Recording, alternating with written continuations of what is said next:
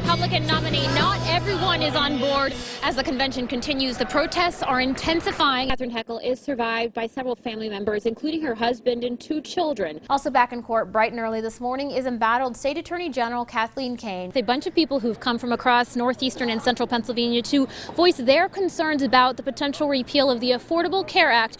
We are outside of Susquehanna Health, which is where Congressman Tom Marino will be meeting later this evening. As they were evacuated, the 2 inmates were pulled out 2 by 2, zip-tied to each other before being taken across the street, very heavily guarded. Take a look behind me. You can see the prison and what remains of it. It's pretty much in ruins at this point. The victim's lawyer asked the Lycoming County District Attorney to step down from looking into the matter. We are following a developing story out of Lackawanna County this morning where firefighters are on the scene of a 2-alarm fire. We are here in the media center at the Democratic National Convention, where, as you can see behind me, a big group of people, lots of media and a couple very prominent Bernie supporters, including Susan Sarandon. Police are on the scene of what's being called a threatening situation at a Luzerne County office building.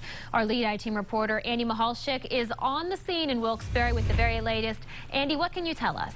Each one of these candles stands for one of the 54,000 people in Lycoming County alone who could lose health care if the ACA is repealed. I don't know what the winner takes home, but maybe just their pride. Just pride, Valerie. PA Live pride. Not getting whooped on live TV here. You can see behind me that pretty much all the open spots on the lawn have already been taken. People started staking out those spots early on today. Brittany and Mark, state police tell me a Luzerne County man died in the crash. A horrible reminder that we aren't out of winter yet. I spoke with some victims who tell me that snow squall came out of nowhere, and that's when the chaos began. Wreckage stretches as far as the eye can see on Interstate 81 northbound in Delano Township, where an afternoon snow squall caused whiteout conditions and more than 30 vehicles to crash. It started getting really snowy out and slick out, and cars were flying by, and then all of a sudden you look up and there was 50 cars in front of you and you couldn't stop. These were the quickly deteriorating conditions that blinded drivers. Within moments, a chain reaction crash. Paramedics wheeling victims from the horrific scene on gurneys. And minutes later, a medevac helicopter landing on the closed highway. We did fly 2 patients out in helicopters. All the rest have been taken in ambulances. Everybody else that is still able to walk are being transported up to Hampton Inn in Hazleton. State police say 55-year-old Charles Ehrenberg of Hazleton died from his injuries at the hospital. At least a dozen more are now recovering from what police call serious injuries. Drivers tell me everything happened in the blink of an eye. A line of snow blew in and then chaos. Tractor trailers and cars skidding, unable to stop and slamming into cars ahead.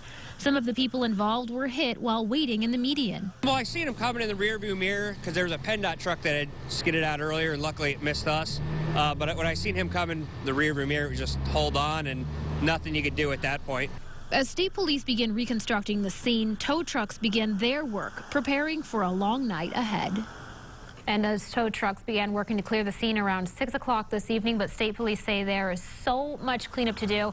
Now, I-81 northbound is still closed, but troopers do expect to have it open at some point overnight. It's a night to remember. From the moment people with special needs walk into the Night to Shine celebration at Community Baptist Church in Montoursville, they are treated like royalty. Making them feel absolutely special, just like they are. This is their night to shine, and we're all here to make it about them. Guests are greeted by paparazzi and a red carpet laid at their feet. God loves you. We love you. This night is for you, okay? The event made possible through the Tim Tebow Foundation, a generous community, and more than 300 volunteers in central Pennsylvania. More than 100 guests aged 16 through 78 enjoying the fun. A lot of people dancing here. Are you excited to dance? I'm excited to dance tonight. Williamsport's director of Smiles, Rashawn, got his wish. The dancing started as soon as the guests arrived.